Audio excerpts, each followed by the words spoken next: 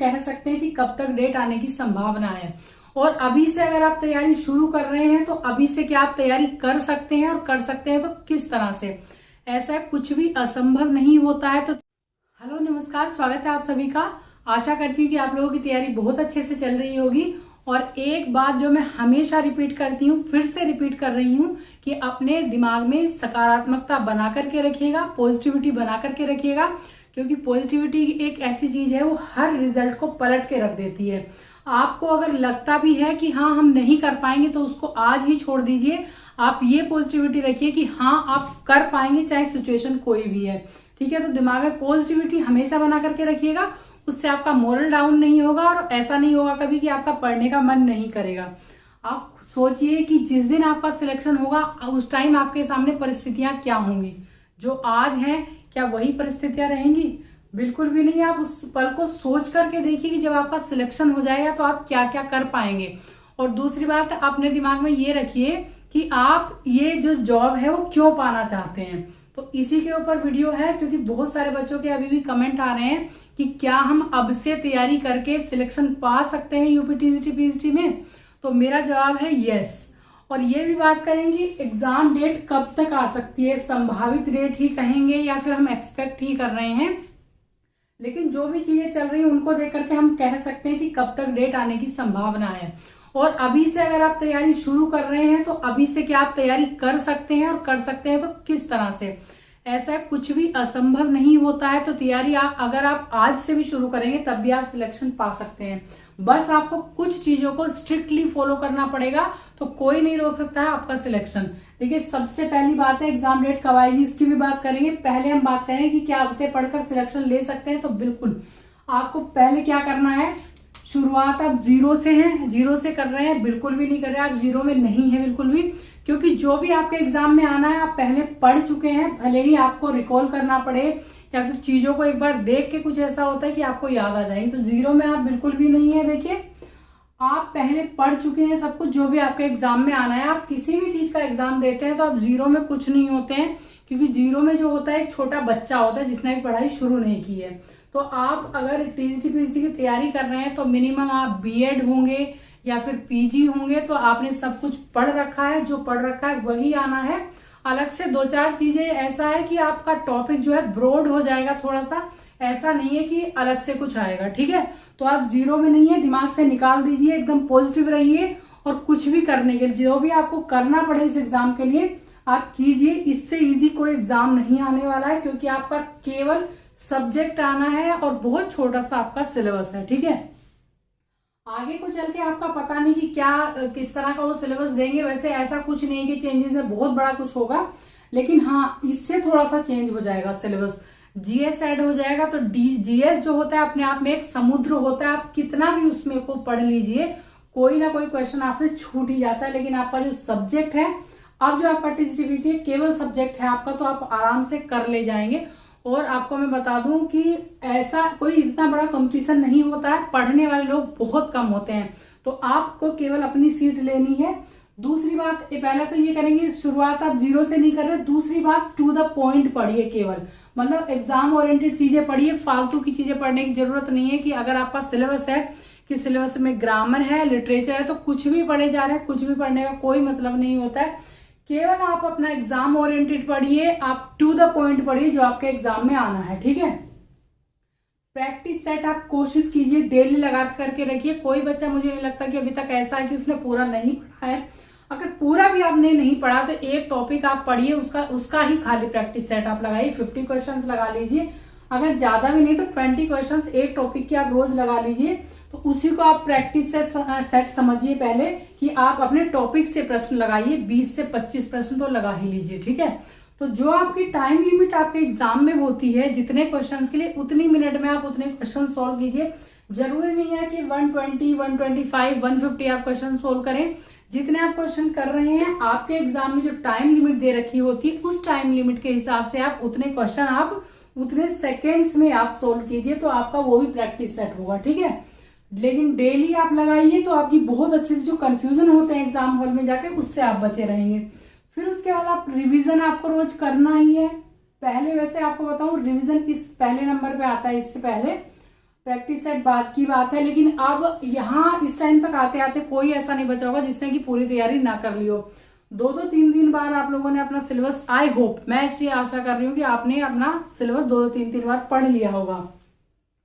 तो रिवीजन करके आप प्रैक्टिस सेट लगाइए, रिवीजन डेली कीजिए। जो भी आपका जो भी सब्जेक्ट है, जरूरी नहीं कि आप इंग्लिश से ही है, जो भी आपका सब्जेक्ट है आप रोज अपना रिवीजन जरूर कीजिएगा, क्योंकि अगर आप रिवीजन नहीं करेंगे तो सिलेक्शन से आप एक कदम दूर चले जाएंगे। सिलेक्शन के लिए आपका प्रैक्टिस सेट और रिवीजन बहुत जरूरी होता है। कम पढ़िए लेकिन रिवीजन ज्यादा कीजिए। 1000 बुक्स ना पढ़ करके एक बुक को 1000 बार पढ़िए, मैं बार बार कहती हूँ, ठीक है। फिर है आपका एनालाइज कीजिए अपने आप को। जो भी आपने प्रैक्टिस सेट अगर पूरे क्वेश्चंस का लगाया है तो पूरे क्वेश्चंस का आप प्रैक्टिस सेट लगाइए, फिर एनालाइज कीजिए कि किस टॉपिक में आप वीक हैं, किस टॉपिक में कितने, पहले तो पूरे ऑल ओवर देखिए कि कितने आपके क्वेश्चंस बन पा रहे हैं, ठीक है। और अगर आपका ऑल ओवर ठीक है तो बहुत अच्छी बात है, लेकिन अगर जो टॉपिक आपका वीक है उसमें आप तैयारी कीजिए। जैसे कि बहुत से बच्चों का जो है, अगर मैं इंग्लिश की बात करूं तो वोकैब जो है काफी वीक होता है। अगर आपका ये पॉइंट वीक है तो आप जितने भी, जरूरी नहीं है आप बहुत सारी मोटी बुक्स पढ़िए आप वोकैब के लिए।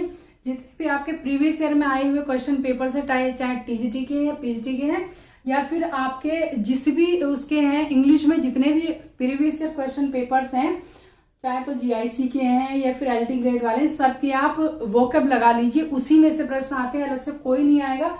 तो जरूरी नहीं आप मोटी मोटी बुक्स से आप वोकैब पढ़ें, आप अपने प्रीवियस ईयर से अगर वोकैब लगाते चले जाएंगे, डेली के डेली आप 10 से 12 वोकैबलरी के जो वर्ड्स हैं उनको लर्न करते चले जाएंगे, और फिर उसके बाद दूसरे दिन आप इसका रिवीजन करेंगे तो आप बिल्कुल नहीं भूलेंगे।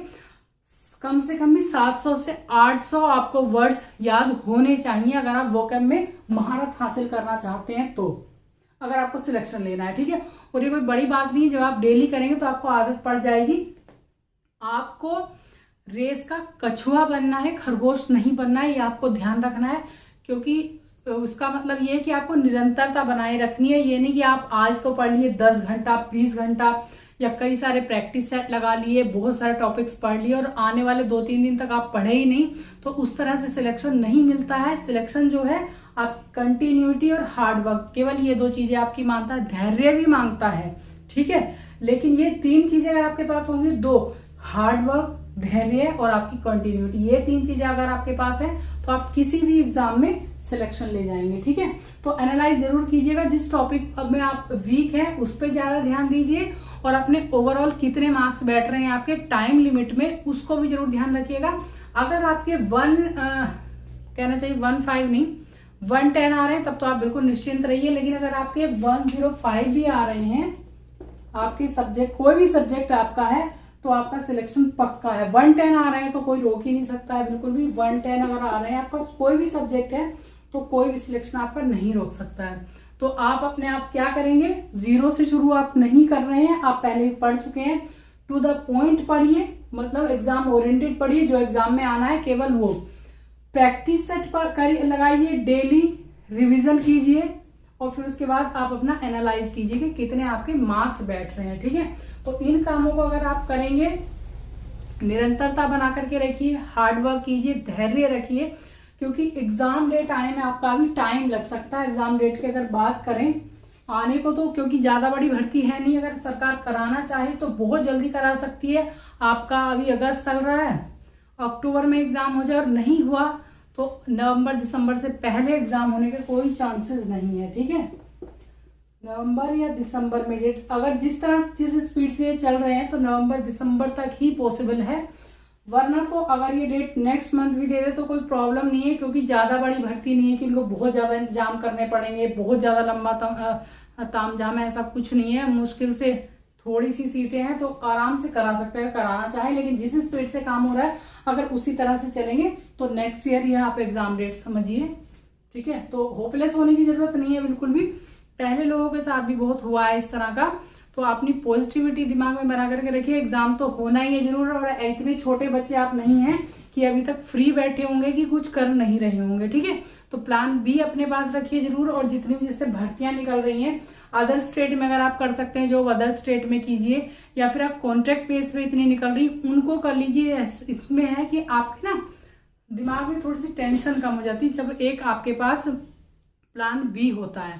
तो बस इन चीजों के लिए वीडियो बनानी, क्योंकि कुछ बच्चे एग्जाम डेट भी पूछ रहे हैं, क्या आपसे शुरू हो सकता है ये भी पूछ रहे हैं, और कुछ और भी चीजें हैं जो उनके दिमाग में चल रहा है। और ऑब्वियसली बात दिमाग में चलने वाली है, क्योंकि बहुत दिन हो चुके हैं, कई बार प्रैक्टिस करके थक चुके हैं बच्चे। थोड़ी सी निगेटिविटी आ जाती है, लेकिन निगेटिविटी नहीं लानी है। प्लान बी पे भी काम कीजिए और अपना इसकी भी तैयारी करते रहिए, क्योंकि इसमें सिलेक्शन लेना बहुत आसान है। तो आज की वीडियो में इतना ही। नेक्स्ट मैं आपकी जो तैयारी करा रही थी एज इट इज रखूंगी। पूरी कोशिश करूंगी कि आप एकदम अच्छे से तैयारी आपकी कराऊं, जो ऑथेंटिक बुक्स हैं उनसे। तो अगर वीडियो पसंद आई हो तो लाइक जरूर कीजिएगा, और चैनल पे पहली बार विजिट कर रहे हैं तो चैनल को सब्सक्राइब कर लीजिएगा। वीडियो देखने के लिए thank you so much. Positivity बना करके रखिएगा, हार्ड वर्क कीजिएगा, कंटिन्यूटी बना करके रखिएगा। Thank you.